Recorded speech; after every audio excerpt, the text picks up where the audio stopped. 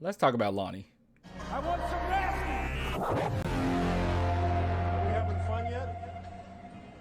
All right, so I got to be honest with myself, okay? I don't think that I was necessarily fair with my assessment of Lonnie Walker. As you guys remember, we were talking about Lonnie Walker when it came to him not being happy. So I did a video on Lonnie Walker is not happy, and these were a lot of likes that he gave on Twitter that people were saying, and he said, yeah, I agree with this. And some of those were 17 minutes for Lonnie Walker, Pop winging it, man. Free Lonnie Walker, he liked that one. Lonnie Walker should have gotten more minutes than 17. And there's one that says, no way Lonnie Walker should have only played 9 first half minutes. He gave you instant offense. So Lonnie was not happy, okay, to say the least. And this was right after the play-in game. And I kind of went in on him. Like, I was a little irritated by it. I was pretty honest in saying, yeah, I think he's gone. Like, I do not think that he stays with the Spurs after this. It's not that I necessarily don't believe that's the case anymore, but I will say this: Lonnie Walker, the entire time he's been with the Spurs, he's been exceptional. He's been professional. He's been cool. He hasn't pointed the finger with anybody. He hasn't pointed the finger at Pop or the coaching staff. They put him through the ringer, okay? Even his initial year as a rookie, I mean, it was one game in which Pop sat out like all the starters and he pinned Lonnie Walker against the Warriors by himself. And it was probably a way to humble Lonnie or really let Lonnie see his weaknesses, but Lonnie got destroyed by the Warriors. So it was a lot of things that the Spurs put him through, but throughout all of it, he's been professional. So I can't just hinder him completely over this one incident. It was just me not being happy being a Spurs fan, and I don't think that is cool to just judge him on this one aspect. Okay, it was a playing game. He was highly emotional. Who knows? Okay, who knows? He's also about to be a free agent. Maybe he thought that it was going to go against his free agency.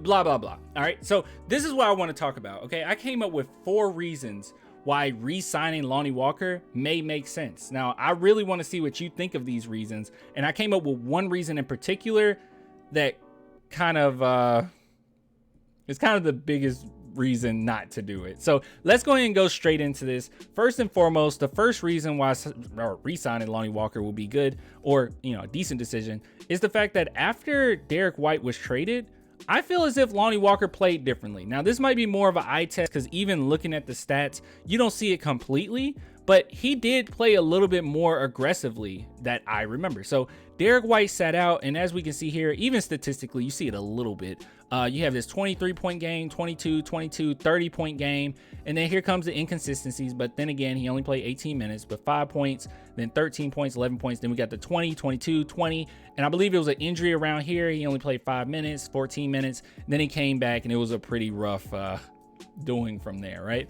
But at least, at the very least, he got his rhythm back against the Golden State Warriors, in which he put up 24 points. So he became way more aggressive, and there were a few games that stood out where I was like, oh my goodness, I forgot how much of a dynamic scorer Lonnie Walker is. So all I'm trying to say is Lonnie Walker, he did get hot near the end of the season, or at least, in February, mid-February to the end, and he was a different player. And a lot of people are saying Lonnie Walker was just so terrible. It's like, maybe earlier, you can see all the inconsistencies here, but it was a point where he kind of got it going, and it was pretty nice to see. Now, I did say dynamic scorer, so that was my first. Here's my second. He definitely still has that dynamic score ability, and that's one thing that the San Antonio Spurs are missing out on. Okay, we need a point of attack defender, we need a dynamic scorer, and we need a star, whether it be a big man or just a star in general. But those are kind of the main things we need. But dynamic scorer is definitely on that list, and it's not a guarantee that we get that in free agency necessarily, or we get to replace Lonnie Walker with someone who's a dynamic scorer. Now, first and foremost, I will say this, like, I'm pretty sure most people make the argument, well, he wasn't a dynamic scorer for most of the season, but there was a stretch, as I said, he was pretty legit. It was some makes that he made that it's just one of those things where you sit back and you say, there's no way, like, you couldn't have defended it. There was nothing you could have done about it. So just keep that in mind, that he does still have the potential to be a dynamic scorer, which is the one thing, or one of the main things that we're missing. And him being young is perfectly fine there. All right, now here's one that I think is very important. if the price is right. So the price might be right. So the third reason is the price might be right. Now, I'm not sure what value Lonnie Walker has right now as far as NBA teams, okay? I think plenty of NBA teams have looked at him and they're like, look, he has a lot of talent there. He's a fun player to watch, and our job is to bring in butts in those seats. And yes, he is a fun player to have on your team for that reason. And on top of it, he works exceptionally hard. He's not a terrible on-ball defender by any means. Now, he's not a great defender, but he's not a bad on-ball defender. So any team can kind of fit him in and they'll be just fine, okay? Now, with that being said, the Spurs can offer him $6 million for a year. We can offer him that $6 million, and I think that that's more than enough.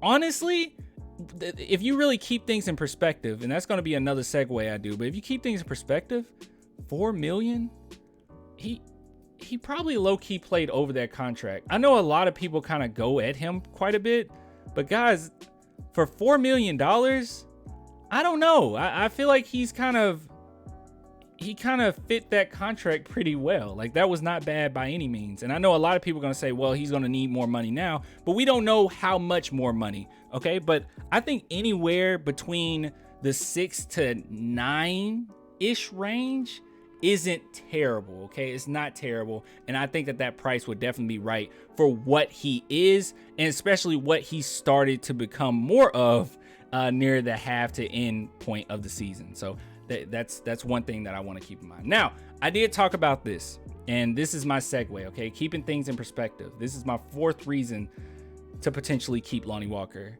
You got to keep in mind that he was an 18th overall pick, okay? And I think that a lot of us, including myself, expect a lot out of Lonnie because of his class, but I don't think that that's necessarily his fault. So you see his class here. I mean, oh my goodness, man. DeAndre Ayton, got Marvin Bagley, Luka Doncic, Jaren Jackson, Trae Young, even Mo Bamba had a lot behind his name. I'm sorry. Colin Sexton, Mikal Bridges, SGA, like Miles Bridges, like this was a lot. Okay, even Michael Porter Jr. coming in.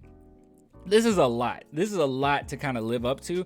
But even if we go at Lonnie Walker and then we look at who came after him, I mean, I think that he's played better than a lot of other people that you'll see around this range. I mean, he is an 18th overall pick, and for an 18th overall pick, I think the Spurs got a lot out of him. I mean, the only person close that I would say played pretty well is Grayson Allen. I don't know. Would you really agree or say that Grayson Allen is like way better than Lonnie?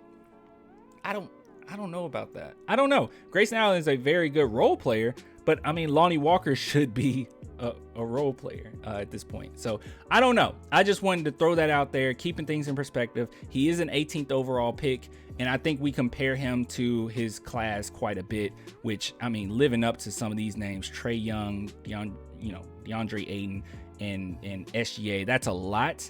And he wasn't in the lottery. Okay, this is a late first round pick that we're talking about, and he is, in my opinion, played better than most late round picks. Now, with that being said, this is the last thing we're going to talk about, the biggest reason not to do it. Okay, and I know that you probably already commented this in the comments, but it is the guard situation. I personally don't think that we need too many guard, or we have too many guard. I don't believe that. But what I do believe is that in this upcoming draft, I don't know, fam. I don't know. We're going to get some really good guards. Now, when I was talking about how he has dynamic potential, there's some potential here too, especially in this draft. One player in particular that stands out to me is Jaden Hardy. If Jaden Hardy is around this point in the Spurs, I mean, they have Patrick Baldwin here, which his athleticism is terrible, but he can score. But if they can get like a Jaden Hardy, that's to me, in my opinion, a dynamic scorer. So you're going to have a lot of opportunities here. If the Spurs keep all of their picks, you're going to have quite a few opportunities for some dynamic scores. Okay, so I just want us to keep that in mind. I mean, even Johnny Davis, if the Spurs took a Johnny Davis, I mean, come on, like there's a lot of potential here. The Spurs are going to get a fine, good player, a really deep draft. So we don't know. We'll have to wait and see. I'm assuming that the Spurs are just going to pick the best player available. That's what I would do. I wouldn't worry about position. But if you're not worried about position, more than likely it's going to be some guards who fall in your lap. All right, Bankero, Jabari Smith, Chet Holmgren, they're not landing in your lap. But you know what? Shane Sharp may fall down. Jaden Ivey, a lot of people got mad at me about saying he might fall down, but who knows?